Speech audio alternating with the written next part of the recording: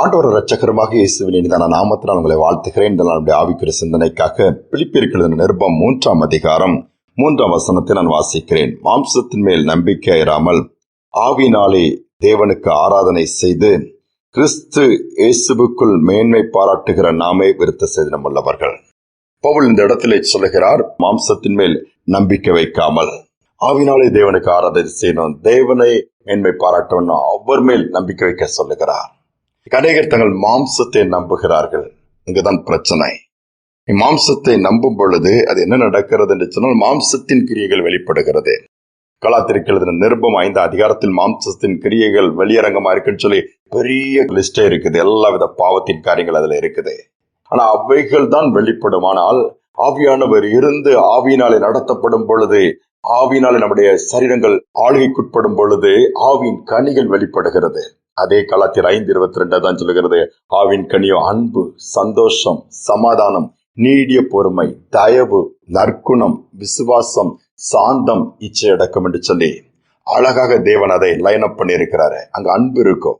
மாம்சம் வெளிப்படுகிற இடத்துல அன்பு இருக்காது. அது மாயையான அன்பு தான் இருக்கும். கோபம் இருக்கும், பொறாமை இருக்கும், பாவம் இருக்கும், கொலைகள், வெறிகள், மார்க்க பேதங்கள், வரிசை சொல்லிட்டே போகலாம் இருக்கும்.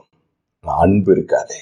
இன்னைக்கு ஆவியினாலே நாம நடத்தப்படும், ஆவியானவரின் முழு ஆளுகை கொடுப்போம் என்று சொன்னால் மாம்சத்தை நம்ப மாட்டோம், கர்த்தரை நம்ப ஆரம்பித்து விடுவோம். இன்னைக்கு யாரை நம்புகிறோம்? எதன் மேல் எதற்கு முக்கியத்துவம்? நம்முடைய மாம்சத்திலே பெரிய காரியங்களை பேசிட்டு இருக்கிறோமா? ஒரு அருமையான சகோதரர் சிறைச்சாலையில இருந்து திருந்தி வருகிறார். அவர் சொன்ன சாட்சி ஆச்சரியமாக இருந்தது. ஏனென்றால் அவர் பயங்கரமா நல்லா பாடி ரொம்ப ஃபிட்டா வச்சுக்குவாராம். ஜிம்முக்கு போய் ரொம்ப ஹெல்த்தியா, மாம்சத்தின் மேல் அவ்வளவு நம்பிக்கை, அவ்வளவு ஹெல்த்தியா வச்சுக்கணும், நல்லா ஸ்ட்ராங்கா இருக்கணும், அப்பதான் எல்லாத்தையும் செய்ய முடியும். நல்லதுதான், எக்ஸசைஸ் பண்றது தப்பு கிடையாது, ஜிம்முக்கு போங்க தப்பு கிடையாது. ஆனாலும் மாம்சத்தின் மேல் நம்பிக்கை வைக்கும் பொழுது அதற்குள் இருக்கிற ஒரு இன்சைட் எனிமி, உள்ளான ஒரு எதிரி இருக்கிறான். எப்போ என்ன பண்ணுன்னு தெரியாது. ஒரு நாள் வீட்டுல சின்ன பிரச்சனையில கோபத்துல இவர் தான் ஸ்ட்ராங் பாடிங்கிறார, மாமியார் அடிச்சதுல மாமியார் இறந்து போயிட்டாங்க. பிறகு என்ன உடைய செய்வாங்க? மனைவியாக இருந்தாலும் சும்மா இருப்பாங்களா? பிடிச்சி ஜெயில போட்டாங்க. தண்டனை மரண தண்டனை. அடுத்து ஜெயில ஒரு நண்பர்கள்லாம் நிறைய பேர் இருந்தா எல்லாமே மாம்சத்தை மேன்மை பாராட்டுகிறவர்கள். நான் நினைச்சே பார்க்கல, எப்படிதான் அந்த கோபம் வந்துச்சோ, எப்படிதான் அந்த வெறி வந்துச்சோ, நான் கொல்லணும்னு போல, பேசணும்னு தான் போனேன், நான் கொலகாரனா மாறிட்டேன். இதுதான் அவங்களுடைய ஸ்டேட்மெண்ட். சுற்றி இருக்கவங்க யோசிக்க ஆரம்பித்தா. அப்பொழுதுதான் என்னுடைய மாம்சத்துக்கு முக்கியத்துவம் கொடுத்தேன். இவ்வளவோ ஸ்ட்ராங்கா இருந்தாலும் கோபத்தை என்னால் கட்டுப்படுத்த முடியலையே. அங்கதான் ஆண்டவரை ஏற்றுக்கொள்ளக்கூடிய ஒரு பாக்கியம் கிடைச்சது. மனம் திரும்பினார், ஆண்டவரோட ஒப்புரவானார், இவருடைய பாவங்கள் மாறிச்சுது, தூக்கு தண்டனை மாறி ஆயுள் தண்டனை அதுவும் குறைஞ்சி வெளியே வந்து ஆண்டவருக்கு ஊழியர் செய்கிறேன்னு சொன்னார். யோசித்து பாருங்க. மாம்சத்தின் கிரியைகள் வேண்டாம். மாம்சத்தின் மேல் நம்பிக்கை வைக்காதங்க. மாம்சம் மண்ணுக்கு திரும்பக்கூடியது. அதுக்கு ஒரு எக்ஸ்பைரி டேட் உண்டு. அது குறித்த காலங்கள் ரொம்ப பலவீனப்பட்டு விடும். ஆவியினாலே நிறைந்து அவர் ஆண்டவருக்கு ஆராதனை செய்து அவர் மேல் நம்பிக்கை வைப்போம். காரியங்கள் எல்லாம் ஜெயமாய் மாறும். எல்லாவற்றிற்கும் மேலாக ஆவின் கனி நம்மில் வெளிப்படும். இதைதான் ஆண்டவர் எதிர்பார்க்கிறார். இதில் தான் ஆண்டவர் பிரியமா இருக்கிறார். ஒப்பு கொடுப்போமா? தகப்பனை கருத்தில் தாழ்த்தி ஒப்பு கொடுக்கிறோம். அநேக நேரங்கள் மாம்சம் பலவீனமானதுப்பா. மாம்சம் எங்களுக்கு விரோதமாகவே சில நேரம் கிரியேச்ச ஆரம்பித்து விடுகிறது. விரும்பினதை செய்யாமல் விரும்பாததை செய்ய வைக்கிறது. தேவையான மாம்சத்தின் இச்சைகளை எடுத்து போடுங்க.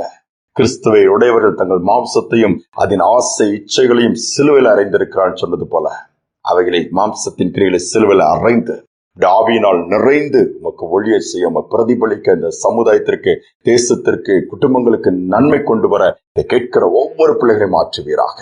மாம்ச பலவீனங்கள் விடுதலை ஆக்கப்படட்டும். நோய்களாக இருக்கலாம், சத்துவின் கிரியைகளாக இருக்கலாம், பொல்லாத போராடுகிற அவைகளின் உணர்ச்சிகளாக இருக்கலாம், அவைகள் எல்லாவற்றையும் மாற்றுவீராக. அற்புதம் நடக்கட்டும். தாழ்த்தி ஒப்புக் கொடுக்கிறேன். துதிக்க நம்மை ஏற்றுக்கொள்ள இயேசுவின் நாமத்தில் பிதாவே, ஆமேன், ஆமேன். மாம்சத்தின் மேல் நம்பிக்கை வைக்க வேண்டாம், கர்த்தர் மேல் நம்பிக்கை வைப்போம்.